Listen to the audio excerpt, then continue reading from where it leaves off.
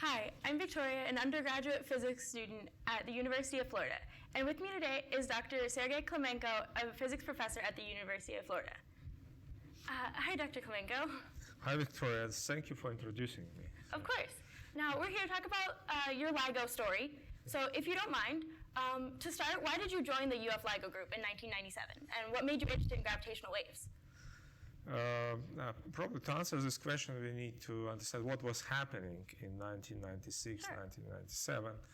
And the LIGO laboratory just was formed, and they were kind of also got funding to start to build the LIGO detectors.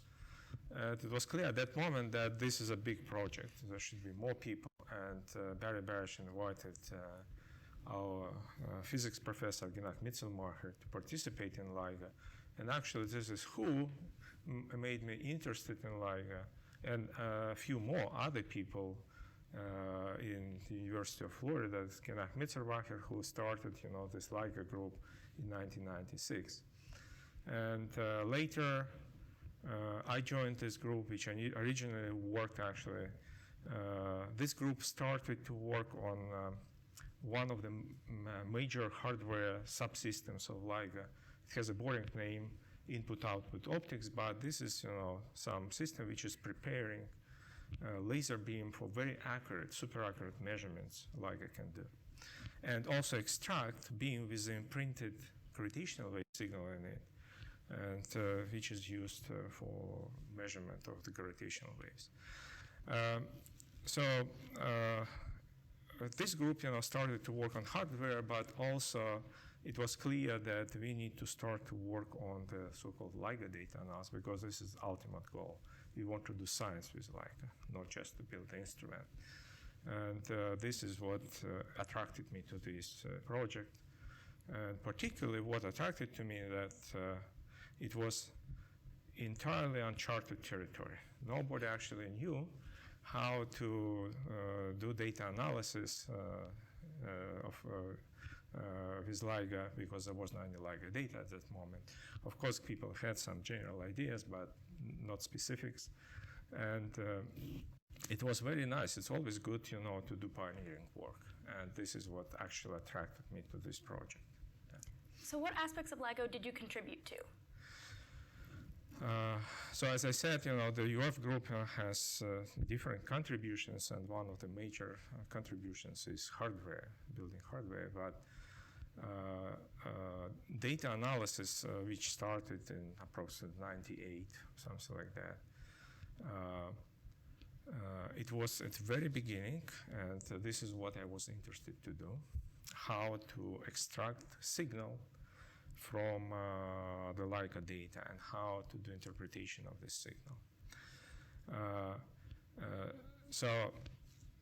It was entirely new project for me, and actually for many other people who joined LIGO later in the next, for example, right now we have, in LIGO we have close to 1,000 people, but back in 98, there were just few people working on that. Of course, the number of people working on the gravitational wave data analysis increased dramatically with time, and this is what I wanted to do. And we wanted to look at signals which could be unexpected, and which we cannot really describe very well with general relativity. Because LIGO is a discovery instrument. We by building such instrument, we expect to see something new. And of course, in this case, when you do data analysis, you need to be prepared for unexpected. And this is what we started to do here at the University of Florida, developing algorithms which can search for signals for which we don't know exactly the waveforms. And maybe even we don't know exactly how they are produced. Okay, so this was main motivation how to work on LIGO data analysis. So in early September 2015, we know that the first LIGO first detected a gravitational wave. What was the status of LIGO early September 2015? Was it ready to detect anything? And were you expecting to detect anything? LIGO actually started way before that. As you understand, there is a big time gap between 1996 and 2015. And what LIGO did all this time, there were initial instruments built, and they were working for 10 years. And during this time, we developed all kind of algorithms to process LIGO data, how to extract a gravitational wave signal from LIGO data. So it was not wasted time. It was a very good time to learn how to do data analysis, and not only that, how to operate such complex instruments. And in 28, LIGO stopped for upgrade to increase its sensitivity by a factor of 10, and this is what we call advanced LIGO, as opposed to initial LIGO, the first instruments. And this instrument, they are actually started to work at the beginning of 2015. And of course, LIGO was working, for several months before September 2015, but in so-called commissioning mode. It means that researchers, they every day they work with the instrument, improving it and fixing problems and so on. And few days before this event was discovered, actually LIGO was in very good shape. It was almost ready for actual measurements, and the run should start, like in a week from that moment. And so it was working, operating at incredible sensitivity. And it means that, LIGO was taking data even before that. And from very beginning, as LIGO started to take data, we also started to run algorithms, because this is incredibly sensitive data. The sensitivity, which is 3 times better than the initial LIGO. And it means that even small snippets of data can be used to find a gravitational wave signal. So during this time, the algorithms were running continuously in so-called real time, analyzing data immediately after they are collected by the instruments, and producing results also immediately, like 1 or 2 minutes after the data is collected. So we were closely monitoring instruments, if even they were not in so-called observational mode. Nevertheless, the data analysis groups in LIGO, they were doing this work. So what were those first 72 hours that Advanced LIGO was on like? What happened when you got the email alert that something might have been detected? Yeah. So as I said, commissioners are working during the daytime with the instrument, and then they were leaving for night, leaving it in the working condition, so it takes data. During this time, we also analyzed data mathematically with the algorithms. So nothing particular happened during the 72 hours, except that we were analyzing the best data ever collected by any gravitational wave instruments at that point. Of course, there was not any particular anticipation that we are going to see signals so soon. Besides, we knew approximately what should be the rate of astrophysical signals, and the main expectation was that LIGO are supposed to detect so-called binary neutron stars.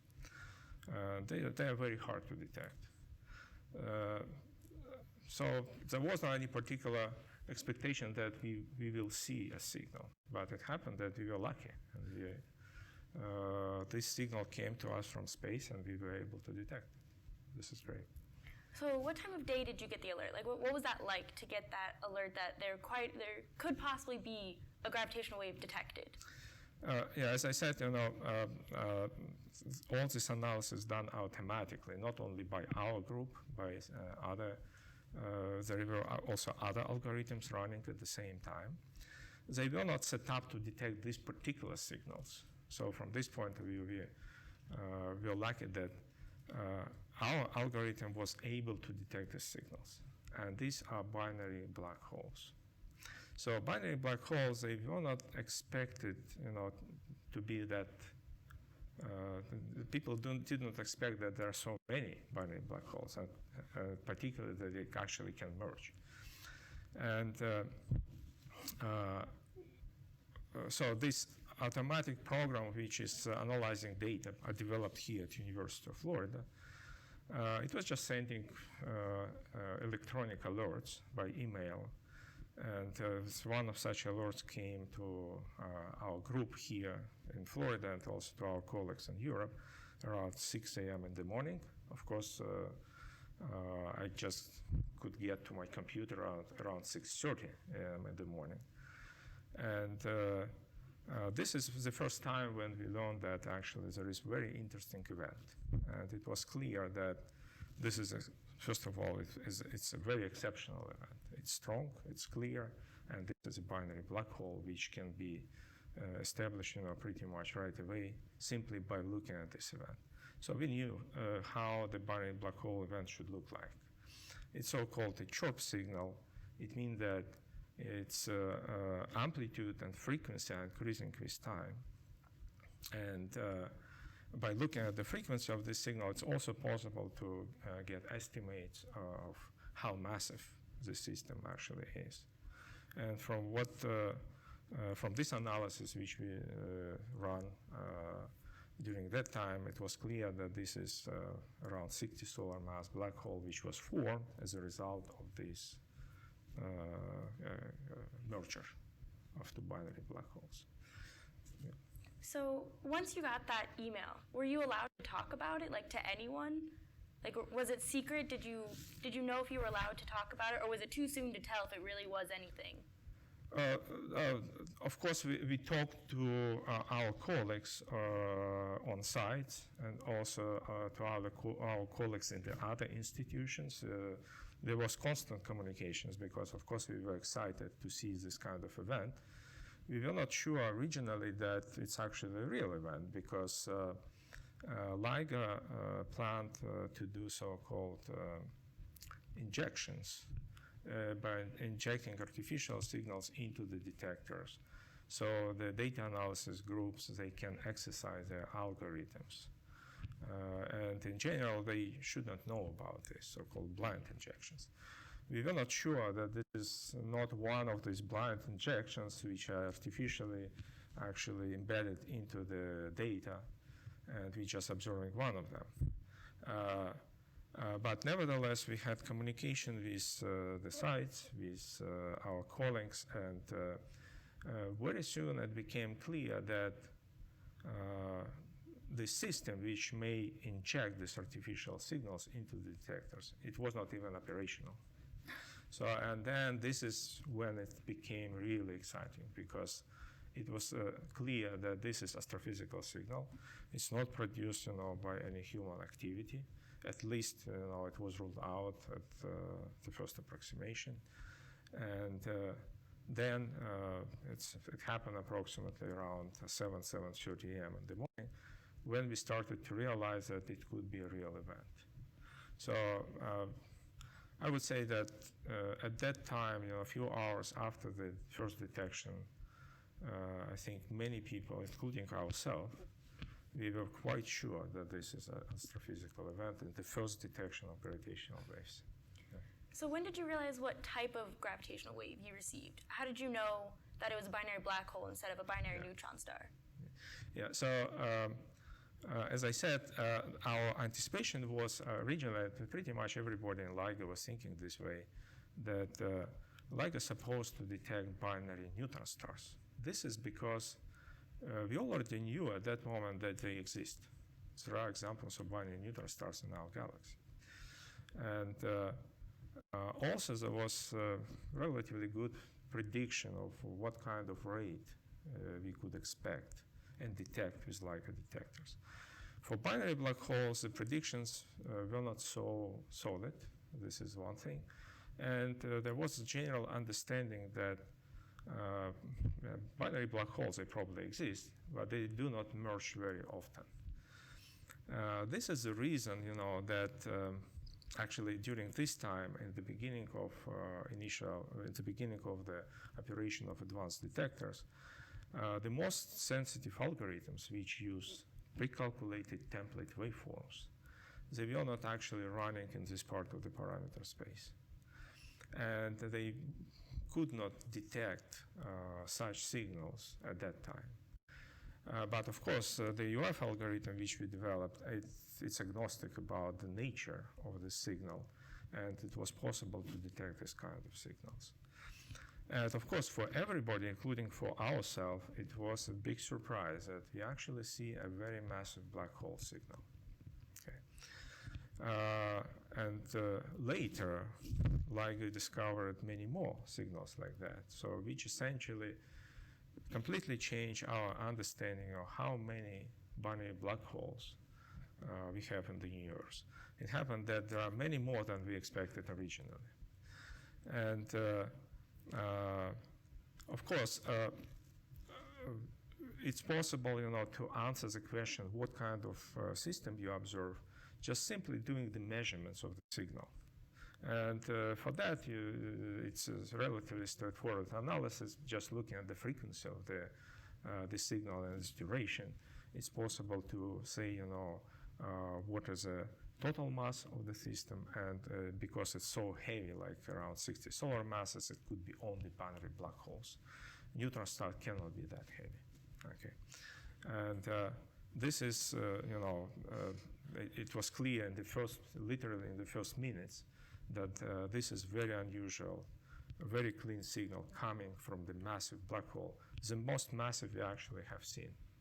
Because all other astronomical observations of isolated black holes have much, much lower mass than this particular event. So I know you already said that you were pretty confident when the first hour that we had actually detected a signal. I know it wasn't released until another year before it was publicly announced. So why did it take so long for it to be announced to the public? For that, we need to know the history of gravitational wave detections. This is not the first time when gravitational waves were detected. In 70s, there were detectors running, and there was a claim for discovery of gravitational waves, which was not confirmed by subsequent experiments. Therefore, the collaboration needed to know exactly what we have discovered. We had to rule out all possible, for example, human intervention. Or this is, somebody hacked into the LIGO computing system and embedded this kind of signal in our data. So all these possibilities, they need to be ruled out. This is one thing, and another thing that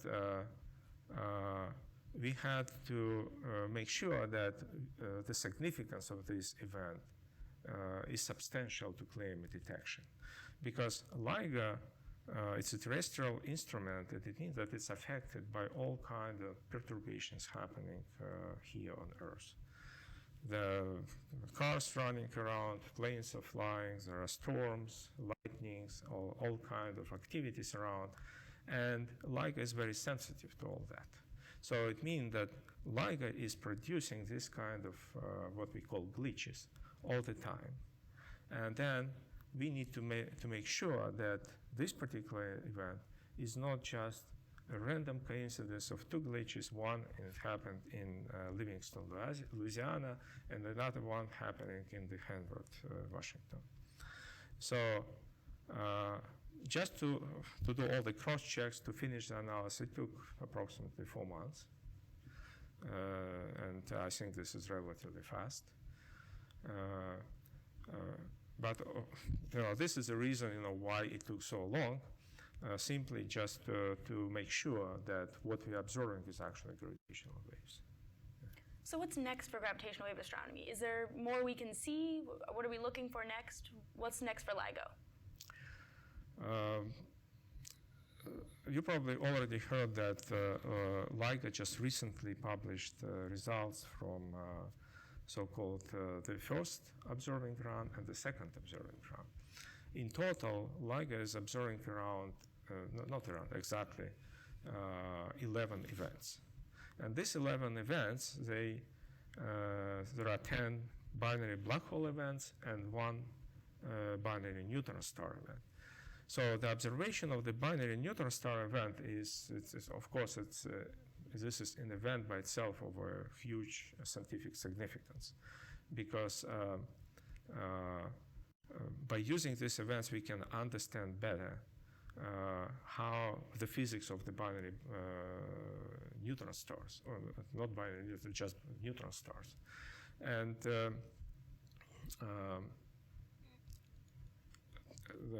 since neutron stars, they are made out of matter, when they merge together, they produce also electromagnetic signal, which can be detected by telescopes. And these combined measurements, which we call multi-messenger astrophysics, is a very, very powerful tool to study the universe.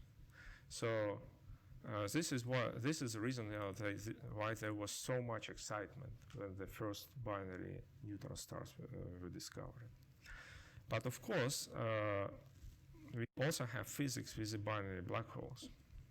And as I said before, it's a little bit unexpected, but now people get used to this idea that there are a lot of black holes in the universe, and often they make a binary system and also merge. And this is indeed a really powerful astrophysical tool, in addition to conventional astronomy, which we already have with electromagnetic waves, to study the universe at the most extreme conditions. The extreme gravity, and when these objects of the size of Los Angeles are moving with the speed of light. Okay.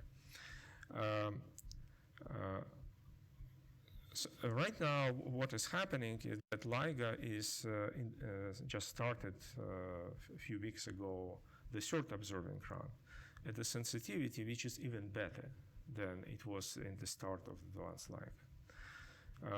So at this moment, LIGO is capable to detect these kind of systems pretty much every week. So it means that in the year we will have a big sample of such events, which can be used to understand many interesting questions. Like, for example, what is the formation mechanism of binary black holes? And there are many ideas on that, how they actually can form. But at this moment, we do not really understand that. This is something what we're planning to figure out in the next, year or so, maybe more. I don't know. It depends, what actually we observe. And there is always room for observing, some very unusual events. Okay. These unusual events can tell a lot to us, how these systems are formed, how they merge, and also to understand the gravity at the most extreme, when we have, these very strong gravity fields, and perform very accurate tests of GR. So this is what is going to happen in the next years with LIGO. And of course, binary neutron stars, this is extremely interesting and useful tool to understand the physics of the neutron stars, and also just as astronomical tool to study the universe. It's also extremely useful tool because it allows several different measurements, just gravitational waves and also plus electromagnetic waves, the whole spectrum. What we also anticipate may happen is, for example, we know that there are supernovae, which are happening all the time. And we also expect that supernova may produce gravitational waves. It's not such easy to calculate it, and it's much less, easily predictable compared to binary neutron signals from binary neutron star or binary black holes. But nevertheless, supernova is happening around us, and it's quite likely that it may happen in our galaxy. If this happens, then LIGO is very likely to detect signals from this entirely new source and see supernova in an entirely different way, not just in electromagnetic waves, but also in gravitational waves, which will tell us, how actually the supernova explosion happens. And once supernova happens, it also produces neutrino signal, which can be detected by detectors around the Earth. And then we will have gravitational waves, neutrino, and also electromagnetic observations in this case, which tells, very good story about the supernova explosions and supernova physics. So there are sources which we expect to see in the future, and hopefully supernova will happen in our galaxy. But of course, also there is a very rich physics with baryon neutron stars and baryon black holes, which will keep people occupied, I'm pretty sure, for the next decade or two. And at this moment, also the community is considering to build even more advanced detectors. So first of all, the so-called upgrade for advanced LIGO, which is called A+, it's approved, and it means that the LIGO will be able to stop for commissioning at some moment, improve its sensitivity by a factor of 2 maybe, and it's important to understand that this improvement of LIGO sensitivity by a factor of 2 increasing the rate of events which it can detect by a factor almost of 10, factor of 8. So it means that advanced LIGO upgrade, after this upgrade, we should be able to see events pretty much every day. So it's a lot of physics we will need to digest in the next decade or so. So I think that the future of this field is very bright. This is entirely new way how we can actually look at the universe. It's pretty much, like you getting a new sense in addition, to vision.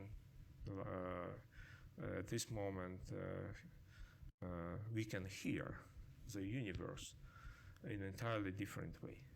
So we can hear these gravitational wave signals, which are produced at very extreme conditions. And there is no any other way to get information about such physics. So is there a chance we see something like entirely new, different from like a binary neutron system or supernova? There is always a possibility of like that. And I think that we are well prepared for this. So the algorithms which we develop here at the University of Florida, this is the main idea. They don't need, to anticipate the detection of a particular type of signal. So they need to be designed in such a way that we can actually detect a broad range of different signals and potentially observe maybe unexpected signals. Like, for example, actually binary black hole was an unexpected signal from this point of view. Potentially we knew that the binary black holes are happening, but it was not anticipated in a way that it's the most frequent source of gravitational waves. There are other possible, of course, sources, like, for example, cosmic strings. This is a very exotic way to produce gravitational waves, and we don't even know if this is possible or not. But if such phenomena exist, then the existing algorithms which we develop here, they should be able to detect it. Also, there are star quakes, for example. Of course, there is not much hope that we can detect signals from star quakes, but if they happen, very close to us, maybe there is a chance. And of course, we may, with this observation of gravitational waves, right now, we have such an incredible tool. It's a very sensitive tool, which it's possible. I don't know what's probability of that, but LIGO is a discovery instrument, and therefore we should be prepared for unexpected. You know, I don't know what the chances of that, but we may see something quite interesting. And this is why, you know, we are working on these very sophisticated algorithms which allow us, you know, to detect unexpected signals. So is there anything that we didn't touch on yet that you'd like to talk about or discuss? Anything we may have missed? Yeah, of course, you know, that, for example, in addition to this upgrade of advanced LIGO detectors, people are also thinking about building very new detectors, much bigger than LIGO, with much better sensitivity, by maybe another order of magnitude better sensitivity. And in this case, people should be able to hear for gravitational wave signals pretty much from the entire universe. Okay, so this is incredible ability, you know, to of course, it still needs to be realized, so these are not simple, and this is a very expensive instrument to build. But this is the future which is planned already, and hopefully sometime, you know, 20 years from now, we may have even more sensitive instruments. In addition to that, of course, there is work to build instrument in space called LISA, which should be able to detect entirely different types of sources, like, for example, gravitational waves from the merger of two supermassive black holes.